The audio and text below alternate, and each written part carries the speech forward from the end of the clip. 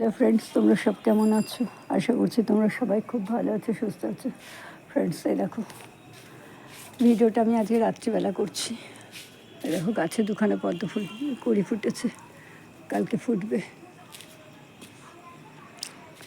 ভিডিওটা রাত্রিবেলা করছি কারণ দিনে করতে পারিনি। কালকে কেন করতে পারিনি সেটাও তোমাদের বলবো। এই দেখো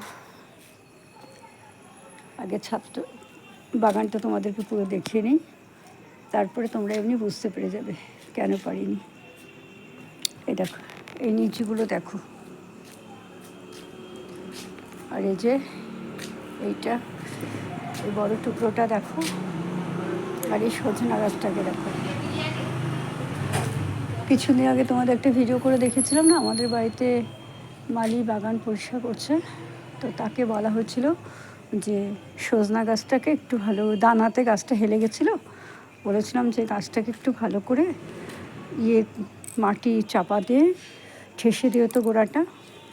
সে এমন করে দিয়েছে, গাছটা পুরো একদম হেলে গেছে মানে কি, গাছের গোড়াটা পুরো ফাঁকা, এরকম দুলছে, এরকম হাত লাগলেই না গাছটা এরকম দুলছে। হ্যাঁ, এবার তখন তো আমি অতটা বুঝতে পারিনি, তারপরের দিন পর থেকে দেখছি যে ক্রমশ গাছের পাতাগুলো না শুকিয়ে যাচ্ছে, ব্যাপারটা কি বুঝতে পারিনি। তারপর আমি একবার গাছের এই গোড়াটা হাত দিয়ে দেখছি কি যে গাছের গোড়াটা না পুরো পচে গেছে।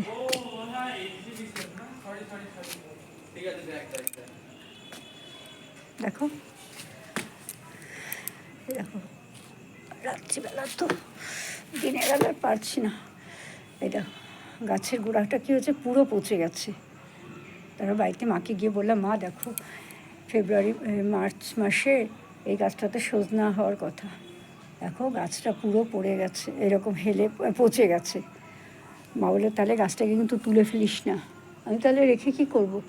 মা বললো ওই গাছটাকে তুই যদি একটু কেটে দিস তাহলে কিন্তু ঠিক হয়ে যাবে। তারপরে কি করেছি, এই গাছটাকে কালকে দেখো 1.5 হাত কেটেছি গোড়াটা থেকে, গোড়া তুলতে পারছি না। অর্ধেক ভালো আছে, অর্ধেক পচে গেছে। আবার দেখো পেছন দিকটা ভালো আছে, দেখো এই জায়গাটা ভালো আছে, আর একদিক অর্ধেক পচে গেছে। তখন কি করেছি, সেই সকালবেলা কালকে বৃষ্টি হচ্ছে, মাটিগুলো সমস্ত নরম হয়ে গেছিলো, এই গাছটাকে পুরো তুলেছি। এই গাছটার গোড়াটা ছিল যে এখানে ইটটা দেখতে পাচ্ছ, ওইখান থেকে তার কাণ্ডটা ছিল। গাছটাকে পুরো তুলে শাবল দিয়ে মাটির নিচে 1.5 হাত 2 হাত গর্ত করে ঢুকিয়ে দিয়ে তারপর চারপাশে মাটি ফাটি দিয়ে ওই গাছটাকে আবার বসিয়ে দিয়েছি।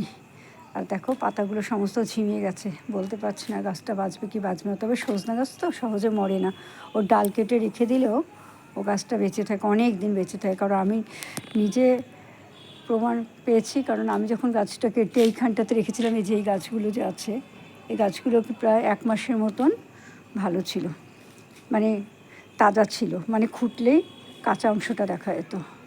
তারপর তো খোঁড়ার পর আর জায়গায়, তারপর অসহ্য কোমরে যন্ত্রণা।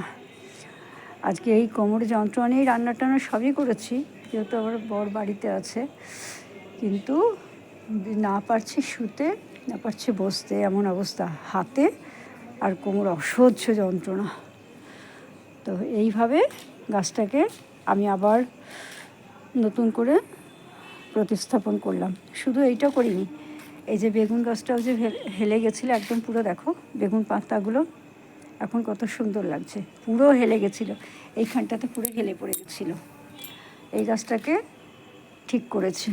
আর এইখানে আম গাছটা ছিল, যে আম গাছটা, সেই আম গাছটাকে সজনে গাছটা তুলে সজনে গাছের গোড়ার মধ্যে আরও গর্ত করে সেখানে আম গাছটাকে আবার প্রতিস্থাপন করেছি। ঠিক আছে ফ্রেন্ডস, আমার এই ভিডিওটা কেমন লাগলো তোমরা অবশ্যই কমেন্ট করে জানিও। যদি ভালো লাগে তাহলে অবশ্যই লাইক করো, শেয়ার করো, সাবস্ক্রাইব করো, আর পাশে থাকা আইকন বেলটা বাজিয়ে দিও। দেখা হবে আগামীকাল অন্য একটা ভিডিওর সাথে। ততক্ষণের মতো তোমরা সবাই খুব ভালো থেকো, সুস্থ থেকো। তোমরা দেখো ভিডিও গাছটাকে পুরো পাতাগুলো ঝিমিয়ে গেছে মানে কি, এখন তো এমনি শীতকাল, এই বসন্ত আসতে চললো, পাতাগুলো এমনি ঝরে পড়ে যাবে, তারপর আবার নতুন করে পাতা হবে। আর এই দেখো আমার পেঁপে গাছটাতে দেখেছো কত সুন্দর কড়িতে ভরে গেছে, ভর্তি কড়ি এসেছে। আজকে এই গাছটা থেকে, এই পদ্ম ফুল গাছ থেকে একটা, আর এই সামনের পদ্ম ফুল গাছ থেকে একটা, দুটো পদ্ম ফুল পেয়েছি। পরশুদিন বলেছিলাম 5টা পদ্ম ফুল, ও পরে দেখি যে নিচের এই ডালে আর একখানা পদ্ম ফুল ছিল, 6টা পদ্ম ফুল ফুটেছে। আর এখানে সমস্ত এরকম মাটিগুলো সমস্ত খুঁড়ে দিয়েছি, দেখো বুঝতে পারছো, খুঁড়ে দিয়েছে। দেখো আলু গাছ বেরিয়েছে, দেখো আলু গাছ বেরিয়েছে, পেঁয়াজ রসুন সব লাগিয়েছি। বাই, টাটা, দেখা হবে আগামীকাল অন্য একটা ভিডিওর সাথে।